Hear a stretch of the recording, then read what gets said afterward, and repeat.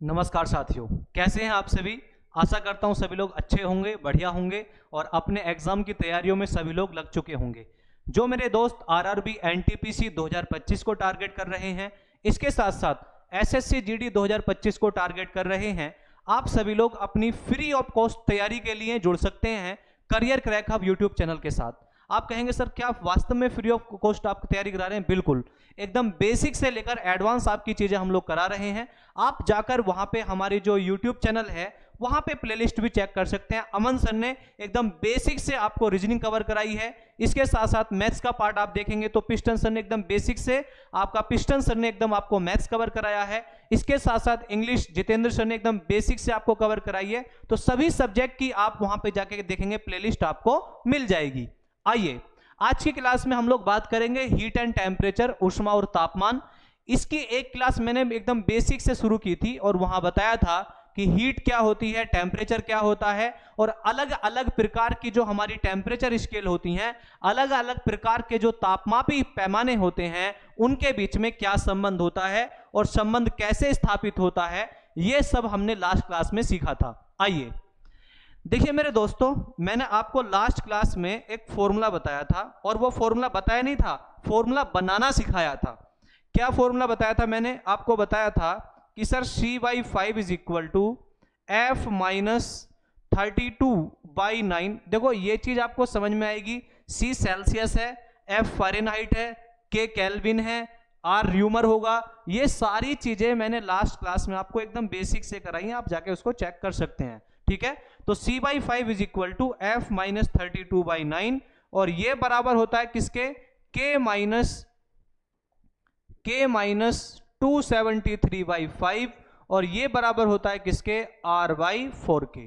तो ये फॉर्मूला हमने लास्ट क्लास में स्टैब्लिश किया था और वो किया कैसे था, अब मैं इसको आपको थोड़ा सा एक बार हिंट आपको दे देता हूं। देखिए मैंने वहां पे जो माना था, यहां पे आप देख रहे होंगे FP का मतलब है freezing point, FP of water मतलब फ्रीजिंग पॉइंट ऑफ वाटर, जल का हिमांक बिंदु, और BP का मतलब है बॉइलिंग पॉइंट ऑफ वाटर, जल का क्वथनांक। तो आप सभी को पता है फ्रीजिंग पॉइंट वो होता है जहां पे वाटर क्या बनना चालू हो जाता है? आइस बनना चालू हो जाता है। और बॉइलिंग पॉइंट का मतलब होता है जहां पे आपका वाटर क्या बनना चालू हो जाता है? वेपर बनना चालू हो जाता है। ये तो सभी को पता होगा। तो देखिए सेल्सियस के अनुसार जो आपका आइस बनता है, वाटर, वो बनता है 0 डिग्री सेल्सियस पर। तो सेल्सियस के अनुसार, ध्यान सुनना मेरी बात को, सेल्सियस के अनुसार फ्रीजिंग पॉइंट कितना होता है? 0 डिग्री सेल्सियस। और बॉइलिंग पॉइंट कितना होता है सेल्सियस के अनुसार? तो आप कहेंगे सर 100 डिग्री सेल्सियस। कितने का अंतर है इसके बीच में? तो आप कहोगे सर 100 का अंतर। कितने का अंतर? 100 का अंतर। इसके बाद अगर हम बात करते हैं फ़ारेनहाइट की, तो फ़ारेनहाइट ने कहा था कि मेरे अनुसार फ्रीजिंग पॉइंट कितना है? 32 है। बॉइलिंग पॉइंट कितना है? तो उसने कहा था 212 डिग्री फ़ारेनहाइट। तो कितने का अंतर था इसके बीच में? तो आप कहोगे सर 180 का अंतर। कितने का अंतर? 180 का अंतर। इसके साथ साथ मेरे साथियों हम बात करें केल्विन की, तो केल्विन ने कहा था कि फ्रीजिंग पॉइंट होता है 273 केल्विन, 273 केल्विन। वहीं बॉइलिंग पॉइंट कितना होता है? तो आप कहोगे 373 केल्विन, 373 केल्विन। कितने का अंतर? तो आप कहोगे 100 का अंतर। कितने का अंतर? 100 का अंतर। बात क्लियर? आगे बढ़ें तो र्यूमर की बात करते हैं। र्यूमर ने कहा था मेरे हिसाब से फ्रीजिंग पॉइंट है वाटर का वो है 0 डिग्री र्यूमर और बॉइलिंग पॉइंट जो है मेरे हिसाब से वो है 80 डिग्री र्यूमर। इसी चीज से हम लोगों ने स्टैब्लिश किया था अपने इस फॉर्मूले को कि C/5 is equal to F minus 32/9 is equal to K minus 273/5 और इज इक्वल टू R/4। अब मेरे साथियों जो इस क्लास को भी देख रहे हैं मैं उनको बता दूं, देखो C का मतलब है डिग्री सेल्सियस या सेंटीग्रेड जिसको आप बोलते हैं, F का मतलब क्या है? फ़ारेनहाइट है, K का मतलब क्या है? केल्विन है, R का मतलब क्या है? र्यूमर है। बात क्लियर? तो ये सारी चीजें हमने लास्ट क्लास में पढ़ी थी। अब इसी के ऊपर मैंने आपको न्यूमेरिकल भी कराया था कि सर आपका convert 45 degree Celsius into degree Fahrenheit, kelvin and degree rumour. 45 degree Celsius को डिग्री फ़ारेनहाइट, केल्विन और डिग्री र्यूमर में बदलें। तो ये सारी चीजें मैंने आपको कराई थी कि भाई हमारे पास में संबंध होता है C/5 is equal to F minus 32/9। लेकिन ये किस किस के बीच का संबंध है? आप कहोगे सेल्सियस और फ़ारेनहाइट का। किस किस का? सेल्सियस और फ़ारेनहाइट का। और मैंने बताया था कि अगर यहाँ सेल्सियस दिया हुआ है ना, वैल्यू किसकी दी हुई है, सेल्सियस में दी हुई है, वैल्यू रख दो सेल्सियस की, सी की जगह सेल्सियस रख दो और आपका आंसर आ जाएगा। तो ये सारे न्यूमेरिकल मैंने लास्ट क्लास में कराए थे। देखिए आइए अब चलते हैं नए पैटर्न पे कि नए पैटर्न का क्वेश्चन आपके एग्जाम में क्या पूछा जाएगा। नए टाइप 2 हम बात करेंगे, टाइप 2 की नए पैटर्न की हम बात करेंगे। और नया पैटर्न क्या है आज की क्लास में हम देखें, वो है at what degree are the centigrade and Fahrenheit temperatures the same. Centigrade और फ़ारेनहाइट तापमान किस डिग्री पर एक दूसरे के समान होते हैं। एक टाइप का क्वेश्चन मैं कराऊंगा और आपके लिए नेक्स्ट क्वेश्चन होमवर्क में दूंगा। होमवर्क में दूंगा आप लोगों को फिजिक्स में जरूर, क्योंकि फिजिक्स में आपका आरआरबी एनटीपीसी का एग्जाम जो है आपका न्यूमेरिकल वाला पार्ट भी पूछा जाएगा। तो हम यहाँ पे अपने साथ भी करें, मैं अपनी क्लास में तो कराऊंगा ही कराऊंगा, एक होमवर्क में भी आपको दूंगा। तो इसके लिए भी तैयार रहना, सभी को नोट्स बनाते रहना है। आइए यहां पे पहले मेरे साथियों ये बताओ कि संबंध बनाना किसके बीच में है। सेंटीग्रेड मतलब सेल्सियस और फ़ारेनहाइट मतलब आपका फ़ारेनहाइट, आपको पता ही है। तो आप ये बताओ कि सेल्सियस और फ़ारेनहाइट के बीच संबंध क्या होता है। तो आप कहोगे सर कि C/5 is equal to F-32/9। ये रिलेशन होता है किस किस के बीच में, सेल्सियस और फ़ारेनहाइट के बीच में। अब आप कह रहे हो कि सर वो दोनों समान हैं, मतलब एक जैसे हैं, सेम हैं। तो सेल्सियस और फ़ारेनहाइट सेम है, मतलब C जो है, सेल्सियस जो है, सेंटीग्रेड जो है वो बराबर है किसके, फ़ारेनहाइट के। सेल्सियस किसके बराबर है, फ़ारेनहाइट के। अब मान लो जब सेल्सियस फ़ारेनहाइट के बराबर है तो मैं F की जगह पे C रख देता हूं, यहां पे F की जगह पे C रख देता हूं। तो ये क्या बन जाएगा कि C/5 और जहां F था, क्योंकि F C के बराबर है तो मैंने F की जगह C रख दिया कि C-32/9। बात क्लियर। अब इसकी क्रॉस मल्टीप्लाई करो, तो क्रॉस मल्टीप्लाई करोगे तो 9 को C से करोगे तो 9C इज इक्वल टू, अब इसके साथ क्रॉस मल्टीप्लाई तो 5C, और फिर इसकी मल्टीप्लाई 32 के 32 के साथ करोगे तो आपका बनेगा 160। बात क्लियर।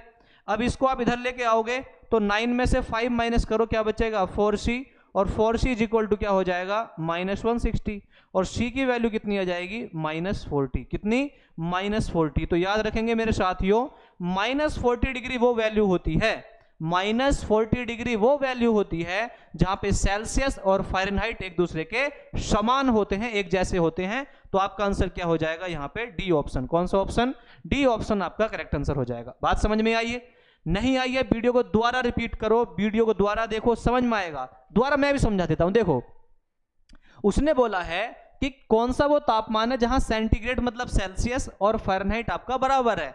तो आप कहोगे सर C और F बराबर होने चाहिए। तो C और F तो बराबर तब कर पाओगे जब आपको C और F का रिलेशन पता होगा, संबंध पता होगा। तो C और F का संबंध होता है मेरे साथियों C/5 is equal to F-32/9 कि C/5 बराबर F-32 डिवाइड बाई 9। नो, तो मैंने यहां पे क्या किया कि C और F बराबर है ना, तो मैंने F की जगह C रख दिया। बात क्लियर। तो आपने यहां पे कैलकुलेशन की तो आपका आंसर कितना आ गया -40। अब सेम क्वेश्चन आपके लिए होमवर्क है, आप इसको करेंगे। और क्वेश्चन क्या है वो समझ लीजिए। क्वेश्चन है at what value are the Kelvin and Fahrenheit temperatures the same. Kelvin और फ़ारेनहाइट तापमान किस पैमाने पर समान है। तो मैं आपको संबंध बताया है कि सर केल्विन और फ़ारेनहाइट का संबंध क्या होता है, F-32/9, और ये बराबर होगा किसके, K-273/5 के। इतना हिंट मैंने आपको दे दिया। अब यहां पे आपको क्या करना है, ये आप अपना होमवर्क है आपका, इसको करके कमेंट बॉक्स में आंसर बताएंगे कि इस क्वेश्चन का सही आंसर क्या होगा। तो ये तो हो गया हमारा टाइप 2। टाइप 1 क्या था मेरे साथियों, टाइप 1 था कि एक वैल्यू, एक मान देगा, एक मान लो सेल्सियस में दे दिया उसने, किस में दे दिया, सेल्सियस में दे दिया, तो बोलेगा कि इसको फ़ारेनहाइट में कन्वर्ट कर दो, इसको केल्विन में कन्वर्ट कर दो, ऐसा आएगा। दूसरा टाइप ये था कि कौन सी वैल्यू है, कौन सा मान है जहां पे सेल्सियस फ़ारेनहाइट एक दूसरे के बराबर है, केल्विन फ़ारेनहाइट एक दूसरे के बराबर हैं। एक बात और याद रखेंगे, सेल्सियस और केल्विन कभी भी एक दूसरे के बराबर नहीं हो सकते। क्यों नहीं हो सकते, देखिए आपको पता होगा, मैंने लास्ट क्लास में बताया था कि इनका जो संबंध होता है वो होता है C/5 is equal to C/5 बराबर K-273/5। अब एक बात बताओ, 5 से तो 5 कैंसिल हो जाएगा, 5 से 5 कट गया, तो फिर बचा क्या, C is equal to K minus 273। अब मेरे साथियों अगर ये दोनों बराबर हो जाएंगे तो ये तो खुद ही ना कट जाएंगे। अगर ये दोनों बराबर हो गए तो खुद ही कैंसिल हो गए, तो बचा क्या, कुछ नहीं। तो याद रखेंगे सेल्सियस और केल्विन कभी भी एक दूसरे के बराबर नहीं हो सकते। बात क्लियर। आइए अब आपको मैं बताता हूं टाइप 2 क्या है हमारा। देखिए टाइप 2 हो गया, टाइप 3 क्या होगा। टाइप 3 कैसे बोलेगा, जैसे आप समझना मेरी बात को, कि मान लो टाइप 3 में इस प्रकार के क्वेश्चन आएंगे कि मान लो ये एक वस्तु है, ठीक है, ये वस्तु ए है, ये वस्तु क्या है हमारी, ए है, और ए का टेम्परेचर है 60 डिग्री सेल्सियस। कितना, 60 डिग्री सेल्सियस, 60 डिग्री सेल्सियस। बात क्लियर। ये मेरी वस्तु बी है, ये मेरी वस्तु बी है, ये कोई ऑब्जेक्ट बी है, और वस्तु बी का टेम्परेचर है मान लो 90 डिग्री सेल्सियस, 90 डिग्री सेल्सियस। बात क्लियर। तो अगर मैं यहां देखूं ए और बी, ए का टेम्परेचर कितना है 60 डिग्री सेल्सियस और बी का टेम्परेचर कितना है 90 डिग्री 90 डिग्री सेल्सियस। इन दोनों के बीच में कितने का अंतर है, तो आप कहोगे सर इन दोनों के बीच का जो अंतर है वो है 30 डिग्री सेल्सियस का। कितने का अंतर, 30 डिग्री सेल्सियस का। लेकिन ये अंतर है किस में, ये अंतर है सेल्सियस में। ये अंतर किस में है, सेल्सियस में है। अब मैं आपसे कहूं कि चलो अंतर आपने सेल्सियस में तो बता दिया, आप मुझे ये बताओ अंतर फ़ारेनहाइट में कितना होगा और ये अंतर बताओ केल्विन में कितना होगा। तो आप क्या करोगे, आपका पहला दिमाग जाएगा कि सर ने फॉर्मूला तो बता रखा है, उस फॉर्मूले में 30 को रखो, आंसर आ जाएगा। इससे आपका आंसर आएगा तो सही, लेकिन गलत आएगा। देखिए मैं दोबारा समझाता हूं आपको। मैंने बताया था लास्ट क्लास में, बताया था, दोबारा बताता हूं। वाटर का फ्रीजिंग पॉइंट, जल का हिमांक, फ्रीजिंग पॉइंट मतलब जहां पे पानी जमना शुरू होता है ना, बर्फ बनना चालू हो जाएगा। वाटर का फ्रीजिंग पॉइंट सेल्सियस के अनुसार कितना होता है, तो आप कहोगे 0 डिग्री सेल्सियस। कितना होता है, 0 डिग्री सेल्सियस। और वाटर का बॉइलिंग पॉइंट सेल्सियस के अनुसार कितना होता है, तो वाटर का बॉइलिंग पॉइंट मतलब क्वथनांक, जहां पे पानी वाष्प बनना चालू होता है, वेपर बनना चालू होता है, और सेल्सियस के अनुसार वो टेम्परेचर कितना होता है 100 डिग्री सेल्सियस। अब आप कहो कितने का अंतर है यहां पे, तो सर अंतर है 100 का। कितने का अंतर है, 100 का अंतर है। बात क्लियर। यहां अंतर कितने का है, 100 का। अब मेरी बात ध्यान सुनना।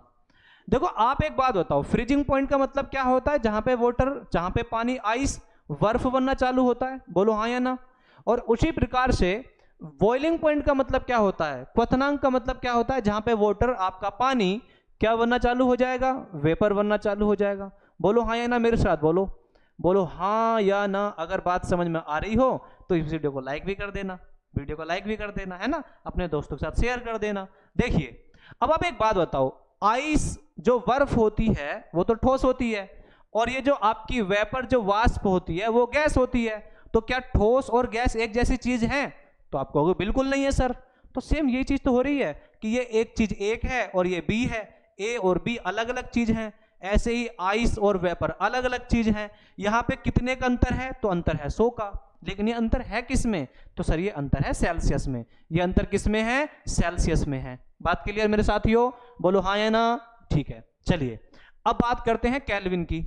तो केल्विन ने कहा था, केल्विन जो साइंटिस्ट था ब्रिटेन का रहने वाला, उसने कहा था कि मेरे हिसाब से तो वाटर का फ्रीजिंग पॉइंट जो होता है, जहां पे पानी आइस बनना चालू होता है, वो 273 केल्विन होता है। कितना होता है, 273, 273 केल्विन होता है। और बॉइलिंग पॉइंट कितना होता है, बॉइलिंग पॉइंट होता है मेरे हिसाब से 373 केल्विन। तो आ जाओ उसी बात के ऊपर, ये 273 क्या मतलब, आइस बर्फ है, और ये क्या है आपका वेपर गैस है, दो अलग अलग चीजें हैं। कितने का अंतर है, तो आप कहोगे सर 100 का अंतर। लेकिन ये अंतर है किसमें, केल्विन में। ये चीज जो मैं बता रहा हूं ये तभी करनी है जब दो अलग अलग चीजें दी हूं। बात क्लियर। तो आप एक बात बताओ, आप यहां कहोगे कि सर 100 डिग्री सेल्सियस का अंतर जो है वो कितने केल्विन के बराबर है, 100 केल्विन के बराबर है। कितने डिग्री, 100 डिग्री सेल्सियस का अंतर, देखो अंतर, 100 डिग्री सेल्सियस का अंतर जो है वो कितने केल्विन के बराबर है, 100 केल्विन के। तो मैं ये भी तो कह सकता हूं मेरे साथियों कि 1 डिग्री सेल्सियस का अंतर कितने केल्विन के बराबर, तो आप कहोगे सर 1 केल्विन के बराबर। कितने केल्विन के, 1 केल्विन के। आइए आपको 1 केल्विन, 1 डिग्री सेल्सियस थोड़ी चाहिए, आपको कितना चाहिए 30। तो अगर आप 30 को मल्टीप्लाई कर दो 1 से, 30 को 1 से गुणा कर दो, 30 बनेगा नहीं बनेगा? तो अगर इधर 30 से मल्टीप्लाई कर रहे हो तो इतने इधर भी किससे करोगे? 30 से। तो आपका आंसर कितना आ जाएगा? 30 केल्विन। कितना आ जाएगा? 30 केल्विन। तो सर केल्विन में जो अंतर होगा वो कितने केल्विन का अंतर होगा? 30 का। एक तरीका तो ये है, लेकिन ये शॉर्टकट तरीका आपको, और यही आपको एग्जाम में करना भी है। दूसरा तरीका ये था कि सर इसको भी सेल्सियस में बदलो, सॉरी इसको भी केल्विन में बदलो, इसको भी केल्विन में बदलो और अंतर निकाल दो। लेकिन इतना टाइम थोड़ी है भाई, सर के पास आए शॉर्टकट सीखेंगे। तो आपको याद रखना है जितना अंतर सेल्सियस में होता है उतना ही अंतर केल्विन में होता है। याद रखो, जितना अंतर की बात कर रहा हूं मैं, हर जगह नहीं कि सेल्सियस और केल्विन एक दूसरे के बराबर होते हैं, नहीं, अंतर की बात कर रहा हूं। जितना अंतर सेल्सियस में होगा उतना ही अंतर किस में होगा मेरे साथियों? केल्विन में होगा। बात क्लियर? इसको नोट करो। वीडियो पसंद आ रही है तो शेयर कर दो फटाफट अपने दोस्तों के साथ, है ना। चलिए, बात क्लियर? ये नोट करो, स्क्रीनशॉट ले लो इसका। अब समझते हैं फ़ारेनहाइट के बारे में। देखिए, केल्विन वाला मैं हटा देता हूं, ठीक है, केल्विन वाला मैं हटा देता हूं। केल्विन वाला तो आप लोगों ने सीख लिया होगा, क्यों मेरे साथियों? हैं, सीखा है नहीं? चलिए आइए देखते हैं। देखिए, अब यहां पे अगर मैं बात करता हूं फ़ारेनहाइट की, तो फ़ारेनहाइट ने कहा था, क्या कहा था फ़ारेनहाइट ने? कि भाई मेरे हिसाब से तो वाटर का फ्रीजिंग पॉइंट, जल का हिमांक 32 डिग्री फ़ारेनहाइट होता है, और जो आपका क्वथनांक होता है वो 212 डिग्री फ़ारेनहाइट होता है। बॉइलिंग पॉइंट 212 डिग्री फ़ारेनहाइट होता है। कितने का अंतर है? तो आप कहोगे सर 180 का। कितने का अंतर? 180 डिग्री फ़ारेनहाइट का, ठीक है। अभी आपको मैंने बताया था फ्रीजिंग पॉइंट का मतलब क्या होता है, हिमांक का मतलब क्या होता है? जहां पे वाटर आइस बन जाता है, बर्फ बन जाता है। तो यहाँ पे तो आपका जो पानी था वो क्या बन गया? आइस, बर्फ बन गया। और यहाँ 212 डिग्री पे क्या बन गया? वेपर बन गया, वाष्प बन गया। तो अभी आपको बताया था, क्या आइस और वेपर एक जैसी चीज होती हैं? हरगिज नहीं होती सर। तो हम ये कहेंगे कि सर यहाँ वही चीज तो हो रही है, ये अलग चीज और ये अलग चीज, दोनों का अंतर कितना? 180 का। यहाँ कितना अंतर? 100 का। तो आप ये कहोगे कि सर 100 डिग्री सेल्सियस का अंतर जो होता है, अंतर 100 डिग्री सेल्सियस का अंतर जो होता है वो 180 डिग्री फ़ारेनहाइट के बराबर होता है। 180 डिग्री फ़ारेनहाइट के बराबर होता है। तो मैं ये कह सकता हूं मेरे साथियों कि 1 डिग्री सेल्सियस का अंतर जो होता है, मैं इसको 100 से डिवाइड कर रहा हूं, है ना, मैं इसको 100 से डिवाइड कर रहा हूं कि 100 डिवाइड बाई 100 कितना आएगा? 1। तो इसको भी 100 से डिवाइड करो तो आपका आंसर क्या आएगा? 1.8 डिग्री फ़ारेनहाइट। बोलो हाँ या ना। लेकिन मुझे 1 नहीं चाहिए, मुझे कितना चाहिए? मुझे चाहिए 30। तो अगर मैं इसको 30 से मल्टीप्लाई कर दूं 1 को, तो इधर भी कितने से करना पड़ेगा? 30 से। और आप सभी को पता है 18 तिया 54, 18 3 54, तो आपका आंसर आ जाएगा 54 डिग्री फ़ारेनहाइट। कि सर अगर दो वस्तुओं का अंतर सेल्सियस में 30 डिग्री सेल्सियस है तो आपका फ़ारेनहाइट में कितना हो जाएगा? 54 डिग्री फ़ारेनहाइट हो जाएगा मेरे साथियों। बोलो हाँ या ना। तो जल्दी से इसको स्क्रीनशॉट लीजिए और इसका यहाँ पे सुंदर सा नोट्स बनाना है आपको। चलिए, टाइप 3 समझ में आया आपको? तो एक होमवर्क आपको दूंगा, ठीक है। होमवर्क बेहद जरूरी है, होमवर्क बेहद जरूरी है क्योंकि प्रैक्टिस करना जरूरी है। चलिए, मैं एक होमवर्क आपको देता हूं, ये आपको समझ में आ गया होगा। देखो, आपके पास में वीडियो है, वीडियो को आप रिपीट करके देखो, बार बार देखो, लेकिन चीजें आपकी क्लियर होनी चाहिए।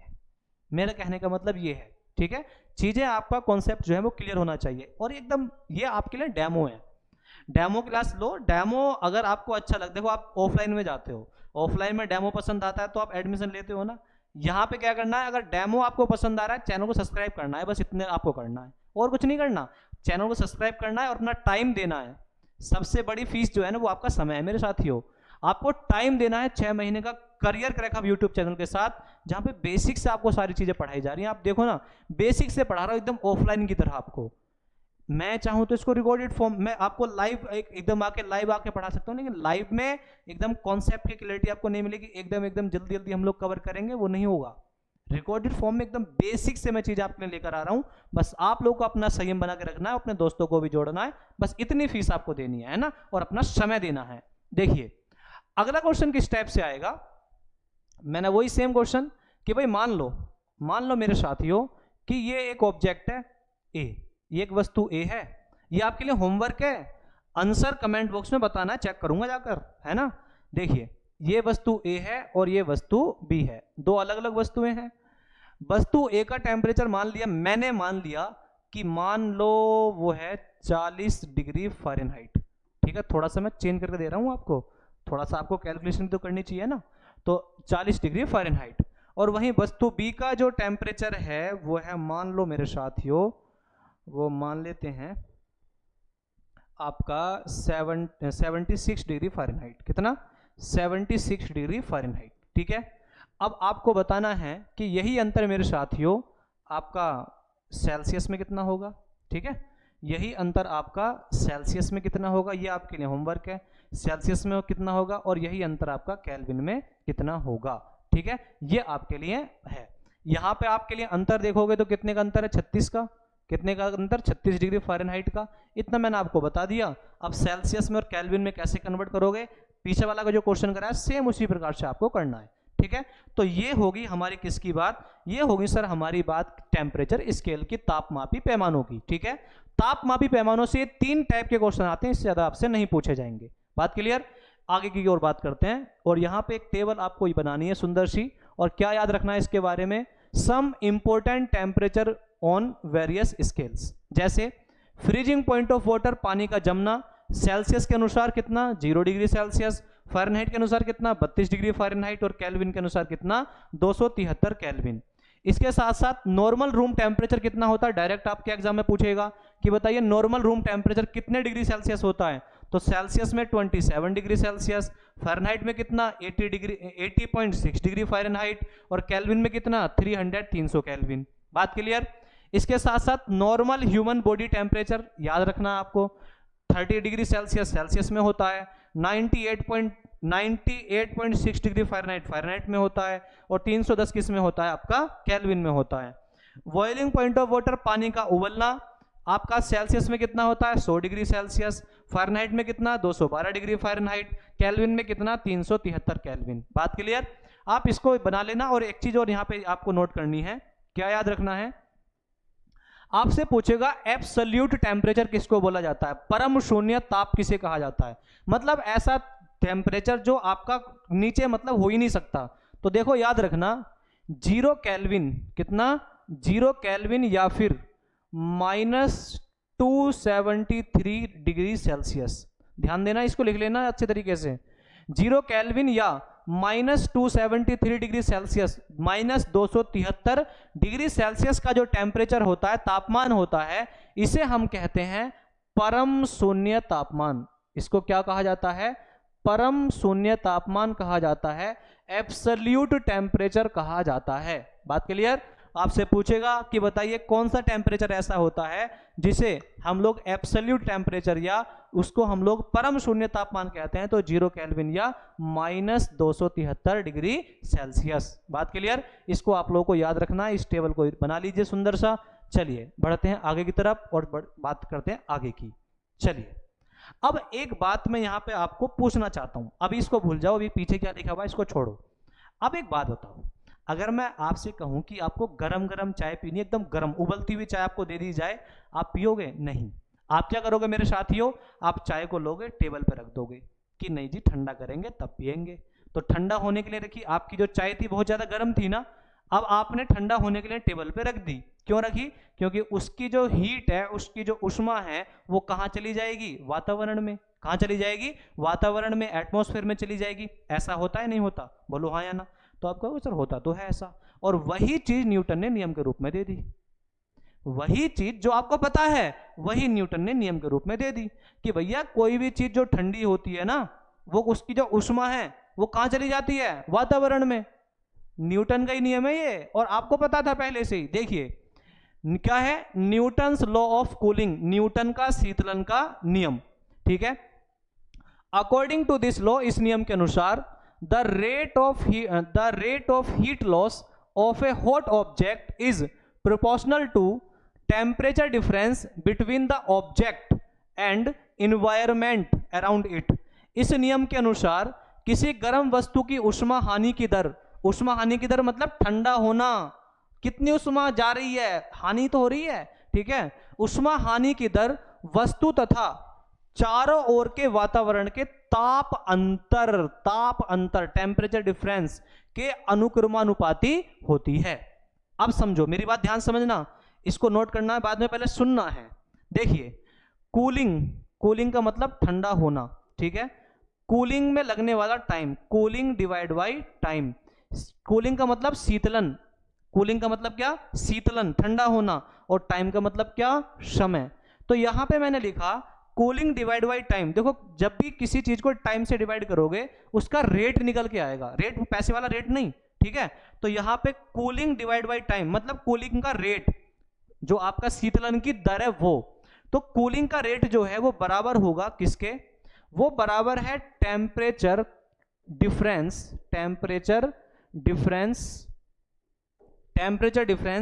बिटवीन ऑब्जेक्ट एंड एटमॉस्फेयर, ठीक है। अब मेरी बात ध्यान सुनना कि यहां पे जो आपका कूलिंग में लगने वाला समय है वो डायरेक्टली प्रोपोर्शनल है किसके, टेम्परेचर डिफरेंस, ताप अंतर के। लेकिन ताप अंतर होना किसका चाहिए, वस्तु का और एटमॉस्फेयर का। आप एक बात बताओ, मेरी बात ध्यान सुनना। अगर मान लो मैं ये कह रहा हूं कि अगर दोनों के बीच का टेम्परेचर डिफरेंस ज्यादा है, ध्यान सुनना मेरी बात को। अगर डायरेक्टली प्रोपोर्शनल का मतलब ही क्या होता है, डायरेक्टली प्रोपोर्शनल का मतलब ये होता है कि अगर दोनों के बीच का टेम्परेचर डिफरेंस ज्यादा है, दोनों के बीच का जो ताप अंतर है वो ज्यादा है, तो सिंपल सी बात है कूलिंग में लगने वाला टाइम क्या होगा, कम होगा। क्योंकि टाइम देखो, टाइम इसके इनवर्सली प्रोपोर्शनल आ रहा है ना मेरे साथियों। टाइम आप देखोगे तो टाइम और टेम्परेचर देखो इनवर्सली प्रोपोर्शनल है ना, मतलब उल्टा है ना, एक ऊपर है तो एक नीचे है, उल्टा है ना। तो अगर टेम्परेचर डिफरेंस दोनों के बीच में ज्यादा होगा तो टाइम क्या लगेगा, कम, और टेम्परेचर डिफरेंस दोनों के बीच में बराबर होगा, मतलब दो अलग अलग चीजें हैं, दो अलग अलग जगह हैं, और टेम्परेचर डिफरेंस बराबर है तो टाइम क्या लगेगा, सेम लगेगा। बात समझ में आ रही है, ठीक है। आप इसको नोट करो, फिर आपको एक एग्जांपल के तौर पे आपको एक क्वेश्चन देता हूं, वहां आपको समझ में आएगा, ठीक है। नोट कीजिए इसको।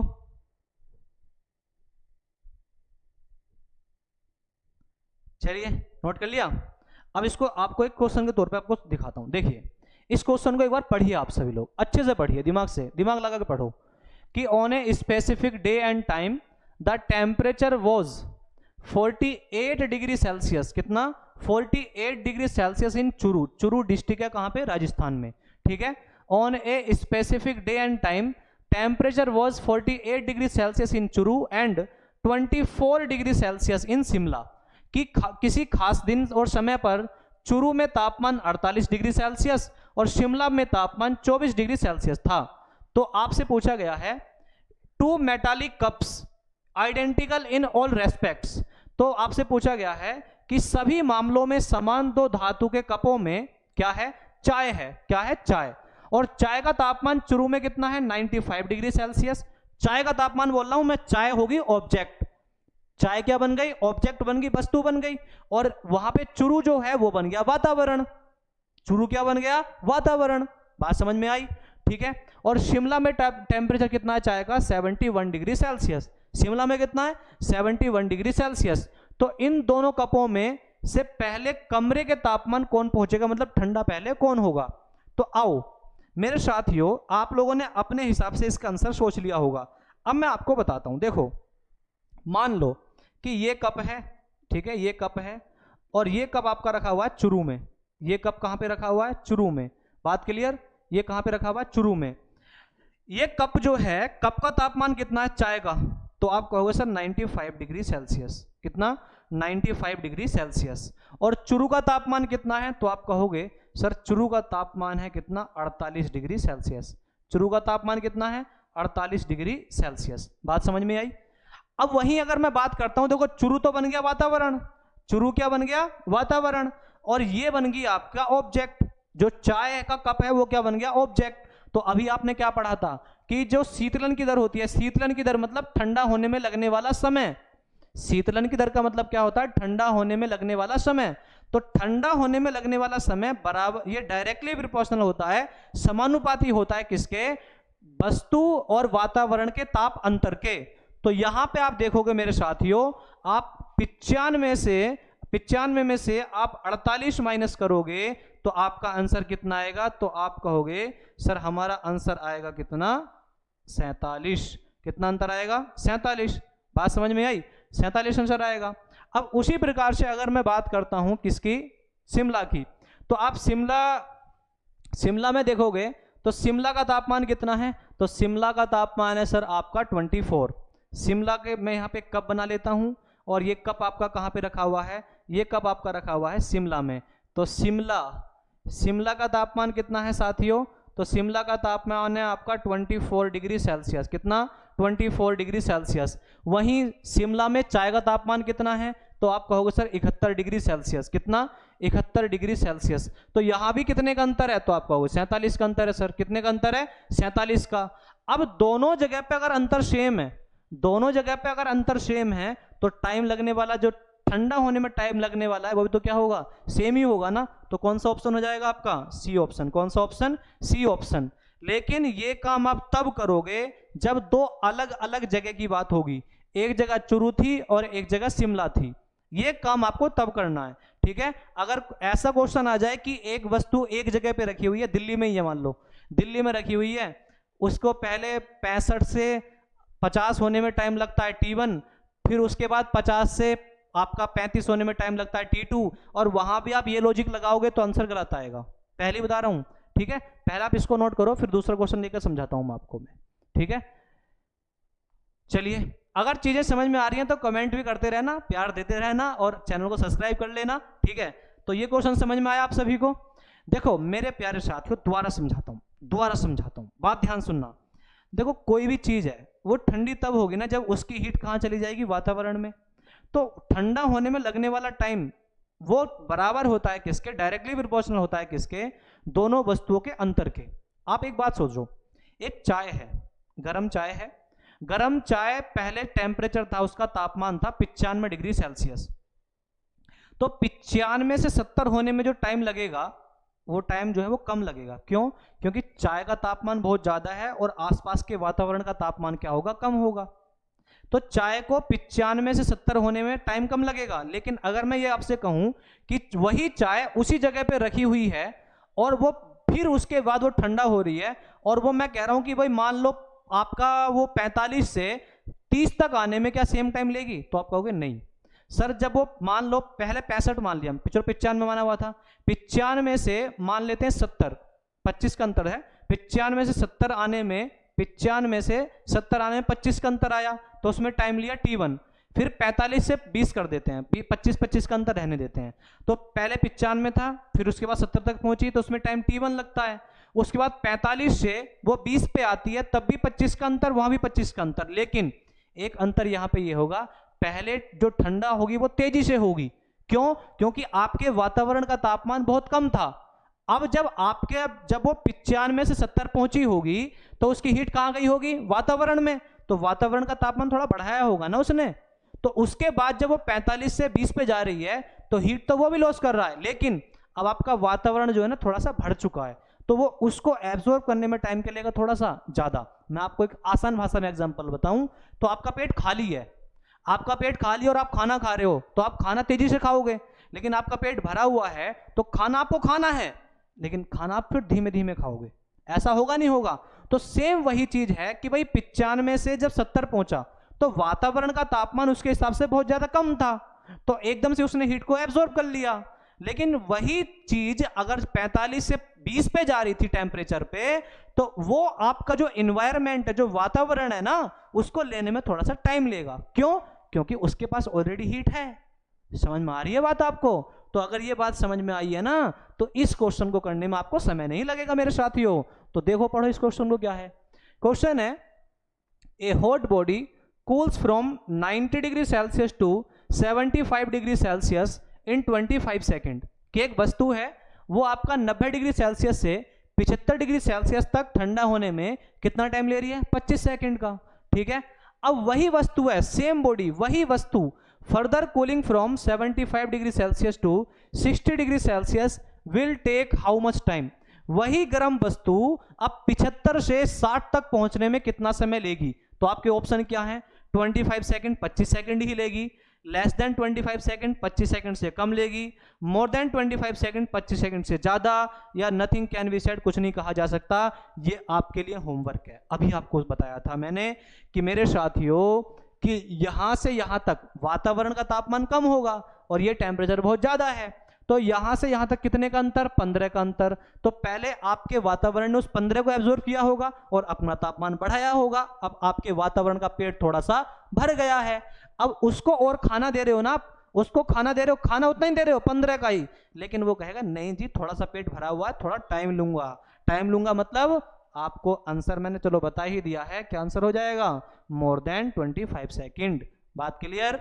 चीज़ें पसंद आई तो आप वीडियो को लाइक कर सकते हैं, चैनल को सब्सक्राइब कर सकते हैं और दोस्तों में इसको शेयर कर सकते हैं। Thank you.